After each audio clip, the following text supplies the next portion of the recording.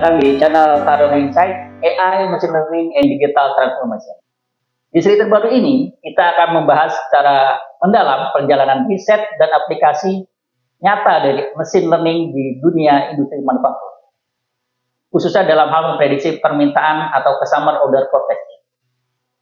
Dan hari ini, kita kedatangan tamu spesial yang sebenarnya adalah tuan rumah channel ini sendiri, Pak Toryono. Selamat datang Pak Dori.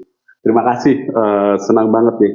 Akhirnya kesempatan kali ini saya bisa membagikan hasil perjalanan tesis ini kepada teman-teman, kepada Bapak Ibu yang terutama berminat di AI machine learning, ya, khususnya di industri manufaktur.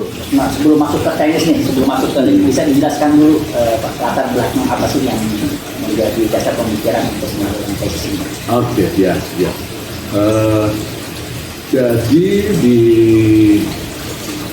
tesis ini itu dilatar belakangi oleh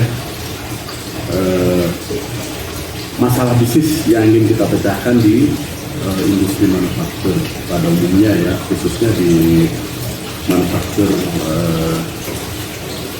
komponen alat berat, yaitu filter, ya, misalnya fuel filter, hydro filter, oil filter, ataupun special design filter, di mana masalah yang utama ataupun masalah yang sering kita dengar yaitu adanya overstock atau shortage atau putus, ya, material ataupun komponen, ya.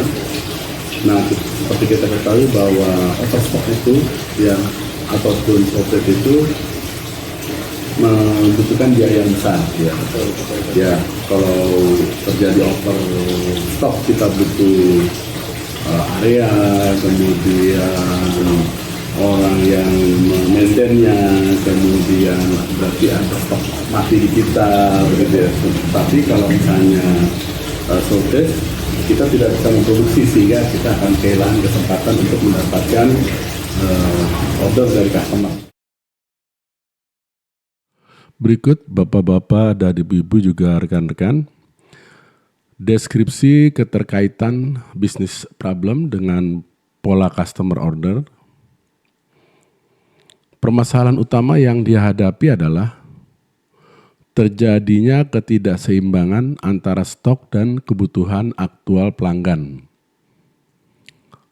Kondisi ini berakar dari ketidakpastian pola customer order yang dipengaruhi oleh kombinasi faktor internal dan eksternal. Dari sisi eksternal, fluktuasi permintaan pelanggan sangat dipengaruhi oleh faktor musiman, kemudian juga faktor makroekonomi. Faktor musiman seperti Idul Fitri, Imlek, dan akhir tahun fiskal mendorong lonjakan pesanan secara tiba-tiba akibat peningkatan aktivitas transportasi, distribusi, serta realisasi anggaran perusahaan pelanggan menjelang penutupan tahun keuangan. Sementara itu, faktor makroekonomi seperti kurs USD dan indeks harga saham gabungan turut mempengaruhi daya beli pelanggan korporat maupun biaya bahan baku. Kenaikan nilai USD, misalnya, menyebabkan harga komponen filter meningkat, sehingga beberapa pelanggan menunda pembelian, sedangkan penurunan indeks IHSG, indeks harga saham gabungan, biasanya berhubungan dengan penurunan volume order dari sektor industri.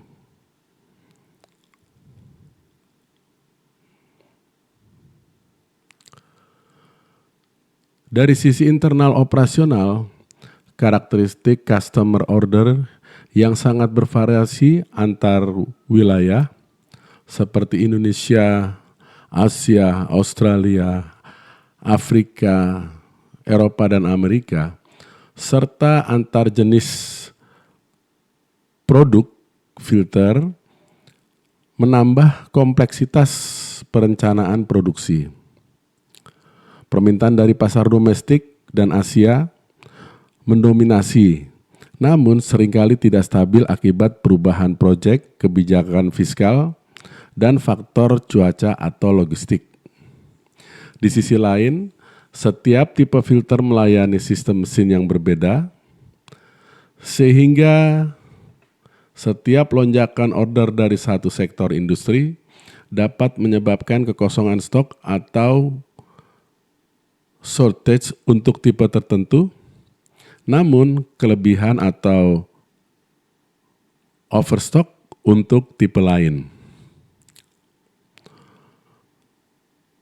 Kombinasi antara volatilitas permintaan dan kurangnya visibilitas permintaan jangka pendek menyebabkan sistem perencanaan material dan produksi tidak mampu menyesuaikan diri secara cepat. Akibatnya terjadi overstock dan shortage. Dari gambar ini memperlihatkan bahwa customer order bukan hanya hasil dari kebutuhan langsung pelanggan, melainkan refleksi dari interaksi kompleks antara faktor musiman, ekonomi, geografi, dan teknis produk. Pemahaman menyeluruh terhadap pola ini menjadi dasar bagi pengembangan model machine learning based demand forecasting yang diharapkan mampu memprediksi perubahan permintaan dengan lebih akurat dan mencegah terjadinya kondisi overstock maupun shortage di masa depan.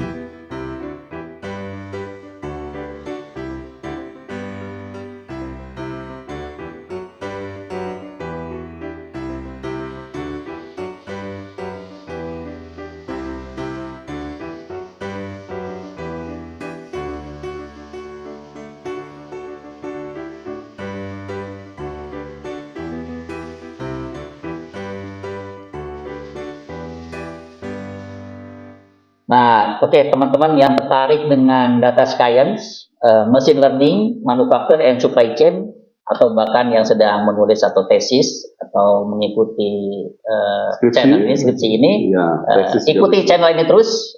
Ini masih banyak seri-seri yang lainnya, akan kita bahas semuanya step by step, mulai dari EDA, dari model baseline, random forest, like GBM, feature engineering, evaluation model, sampai interpretasi bisnisnya seperti apa. Betul sekali. Dan yang paling penting, semua itu akan dibahas dalam bahasa Indonesia, di mana yang mudah mengerti, karena ya, betul. Di sebelumnya, konten sebelumnya, saya membawakan dalam bahasa Inggris, dan cukup singkat ya durasinya, sehingga saya dapatkan feedback dari Bapak Ibu atau teman-teman sekalian untuk bisa lebih detailkan step by step, betul, dan dalam bahasa Indonesia. Oke, supaya ya, mudah, lebih enak ya untuk betul. Begitu ya. Oke, di episode berikutnya kita akan langsung masuk ke struktur dan konteks data yang digunakan dalam tesis Pak Taruna ini. Oke, jangan lupa untuk like, subscribe, dan share, dan jangan lupa untuk lihat komen, notifikasi di bawah. Oke, terima kasih untuk rekan-rekan semua yang ikut menyaksikan channel ini. Kita nantikan seri yang berikutnya. Terima kasih.